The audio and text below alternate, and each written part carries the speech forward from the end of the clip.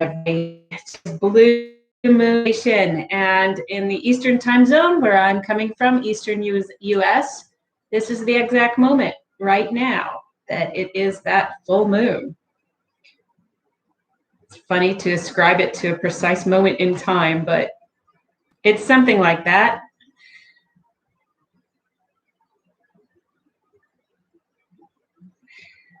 All right, I'm trying something new today as well. I've got YouTube Live going with a stream, so we'll see how this goes, if my bandwidth can handle it all, and if it's something that's worthwhile. Reach more people, see what's going on. Okay, I'm going to start now. I have today, if you want to join us for just painting to music and engaging with the resonance of the music and responding to that, come back at 10 o'clock. We'll be here then for an hour, and it's a really engaging, energetic expression. And if you'd like to be there, please come. But right now, this is different. This is all about the blue moon. This is all about trying something new and engaging with everybody on a different level. I'm going to read to you for a little while first, I guess on Insight Timer, that would be called a talk. I'm going to give a talk for a little while, maybe 10 minutes, and then we will get straight at the exercise. This exercise is for all of us to engage in together. So it is a guided exercise as opposed to, like I said, at 10 o'clock every Sunday where we just paint together and respond to the music. So if you want to join in, please do. You can also certainly just follow along with your eyes. Once we get going, I turn my screen so that you can see across my canvas what is going on and just engage in it visually that way if you'd like. So look forward to that.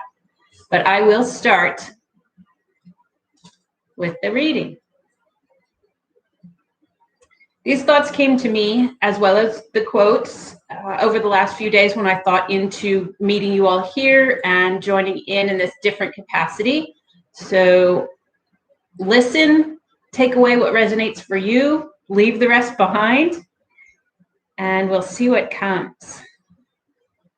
A quote I read recently, and I cannot remember where it came from: one eye open, one still in a dream. To me, what this means, that one eye open, is awakened. We have our five senses that give us feedback, on the cars going by on the road and the birds waking outside the window. Yet, this one still in a dream, that dream state where a deeper sense, that sixth sense, as it often is called, is engaged and is intermingling, that unnameable space, intermingling with this awakened state. I'm an artist and placemaker, long interested in what lies above, I'm an artist and placemaker, long interested in what lies behind the veil and how we are called to integrate these two realities through our position as co-creators. And just for the record, co-creator to me does not mean artist. It means anybody who's here on earth and responds to that soul purpose for which you are uniquely here. This space where the world out the window comes into contact with the unnameable space has become undeniably real during COVID. I think that those of us who have gained consciousness to this liminal space are in a time of no longer being able to ignore it or write it off. The realm in which I navigate this earth life is art. I've painted abstractly for nearly 3 decades and had my hand in placemaking and beauty making for as long as I can remember. When raising my children, I found my joy in creating the environment and space into which they could thrive and be inspired to beauty themselves. As the pandemic demands that we begin to see and be in the world in much more conscious and cognizant ways, I'm developing new understandings of art and its purpose. There's integration, and this integration mirrors a higher integration as well. This earth life is reflective of infinite life. It's that lemicate, as above, so below.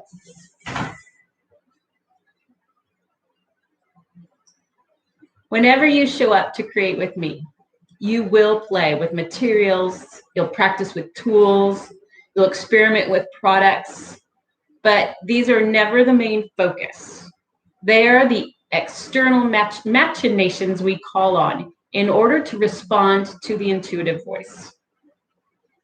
Some call it that still small voice within, some divinity, some God or muse.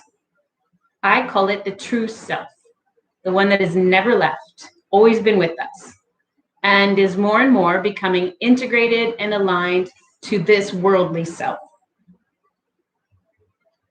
As I say so often, I get to see this marriage of life path to soul path happen in the world. I get to keep trying to do better and respond more and listen more keenly to this still small voice in my own life. I get to.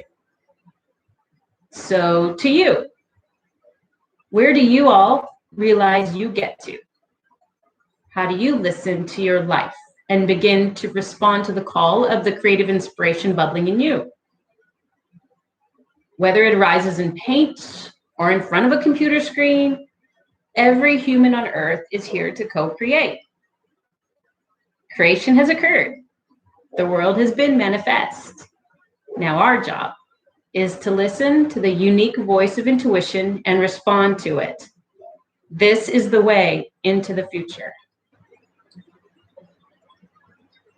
I call us all to get real with ourselves. Tune in to that still small voice that now screams for attention and begin to see the world that needs our unique creative expression so desperately right now.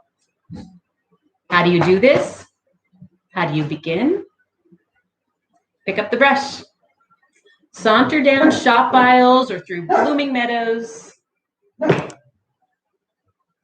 and listen to what calls you. Go through those long forgotten works from childhood stored in your mother's attic and rediscover the authentic you that got packed away with them as you went after that life of conventional wisdom. Convention has had its day. We need now to see that wisdom has a much deeper, healthier lesson for us. It is wisdom of creation. So let's do what we can here today together. Respond to the full moon, energy of release and divulgence. Let the power of this blue, that second full moon in Aquarius, impart its wisdom and creative influence in us so that we can pour it out into the world. Together, we'll begin through an exercise of creative meditation and expression. The tools I've chosen to employ are charcoal and simply paper. I begin on blue. I thought it was honoring this beautiful blue moon. I call this exercise taking a line for a walk. Gather your materials while I read through a couple more things that came to me this morning and I want to share because it just so integrated all of these thoughts I was having. And then as I read, once we're done, I'm going to play some music. And you do not need to listen to the music per se. It's simply something to keep our bodies and energetics calm, the nervous system, because I'm going to ask everybody to do something that might be awkward. It might feel strained or even boring. This walking a line is going to go on for 10 minutes. And I ask you to not lift your pencil or tool from the surface for the duration of that 10 minutes, but to let it happen, let it flow, let it cross, to traverse, skip off, come back. Don't lift it. Let it keep going for a full 10 minutes, and then I'll come back at the end. So again, gather your materials, and I want to read to you what I got this morning. I pull a tarot card every Sunday. I haven't been following tarot or astrology for all that long, but I find that once I engage with something, I kind of do the deep dive. So for 3 years, I've really just been deep diving all over tarot and astrology. Today, I pulled The Magician, and it was so apropos. I have two books that I follow to kind of, once I do my intuitive interpretation of the card, I then turn to these books to see what is going on. The Ultimate Guide to the Rider-Waite Tarot by Joanne Feiberg and Evelyn Berger is the first one. And they have to say about the magician, today, magic has taken on an astonishingly personal significance. It no longer has much to do with props, tricks, or an effort of will. We gather experiences on our own, independent paths through life, ones which no eye has yet beheld, and find or invent amazing solutions time and again. This magic is unmistakable, but not supernatural. It is always available to us. It grows and flourishes with the successful development of our personal potential. How's that for beautiful? Still small voice that's always within. And then this second one is Tarot Notes from the Pagan Otherworlds. It's Usi cards, or Usi Tarot cards, UUSI. The Magician. He works with the ordinary things of the world, arranging his environment in a way that connects him to it and allows him to understand and easily access its highest powers. Like the Fool, his realm is the unconscious. But unlike the Fool, he fluidly and masterfully moves between the spiritual and the physical. He is aware of his place in both, and his commanding pose asserts his position there. To harness the power of the magician is to hold your ground while appreciating that there are forces greater than yourself at work. Move with them, and you will harness the power of creation. Move with them, and you will harness the power of creation. Don't mind if I do. All right, everybody. 10 minutes, one tool, one surface. Let's gather together. I'm going to stand up, and I will guide us through it. The music will play. Once the 10 minutes is up, I'll shut it down and say goodbye until we regroup at 10 o'clock for those of you who can come back. This again, if you're just jumping in, this exercise is about, I call it dancing across the surface or taking a line for a walk. If you have a blue crayon, optimal. I've got a charcoal pencil, and I'm taking it for a walk across my blue surface. Actually, 3 blue surfaces. As best you can, do not lift your tool. Let it continue to flow and swoop and sway without lifting. You do not have to have intention, do not have to have outcome. It's all about what flows as you let it happen. And if you have trouble, if you have issues releasing that control or that thinking into what could be, then use your non-dominant hand. Very helpful. Music starts.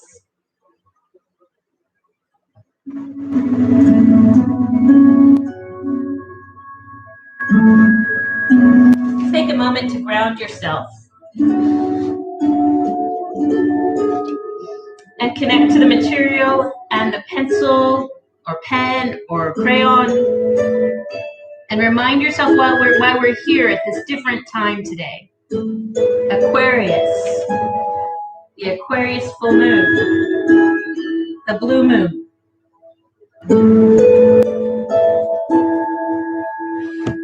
Opportunity awaits, awakening awaits.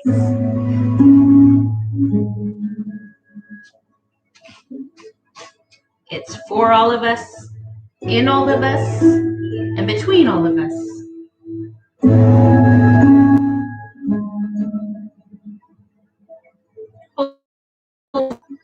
Don't grip, Don't tighten, just flow.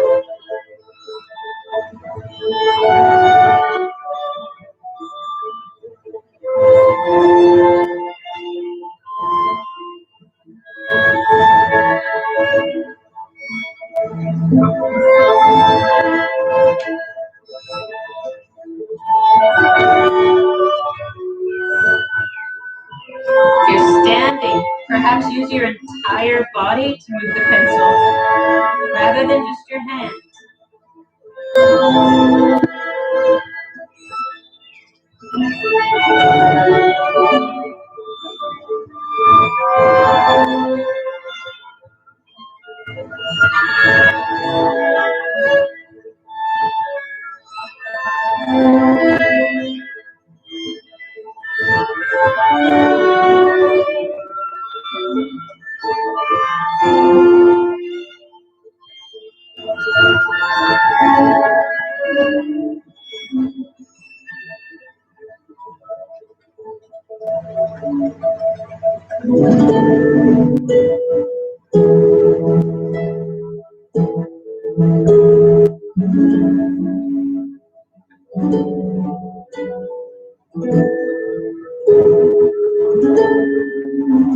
We can never know what is to come, not with exactitude, not with assurance, but we can work with the powers of inspiration, of intuition, of divinity, of that still small voice, and respond each step of the way so that what is to come comes through the dual effort. Our will, our way, and the divine way, the divine will and inspiration.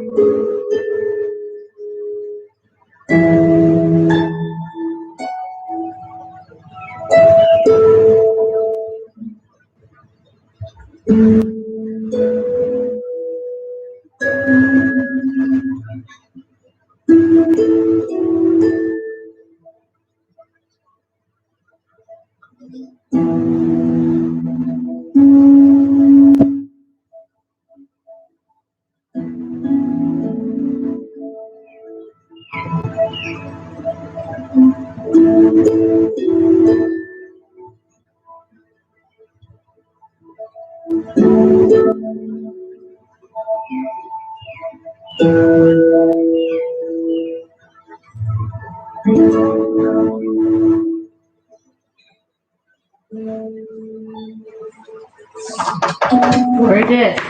Did everybody make it 10 minutes? I surprised myself by not getting anxious. I didn't think I'd keep that up for 10 minutes, but I'm very pleased with what I see in front of me. So hopefully you are as well. Now, as you go on into your day, whether you join me at 10 o'clock again or not, if you come back to this and see something there, continue working into it. This is the time where you can, bring in that intellectual space and start adding color or what have you. But first, live and breathe with these pieces and see if reminding yourself of some of the reading I did or the fact of the blue moon in Aquarius, full moon, remind yourself of those things and see if something pulls you in and speaks to you about what you just transcribed on the paper.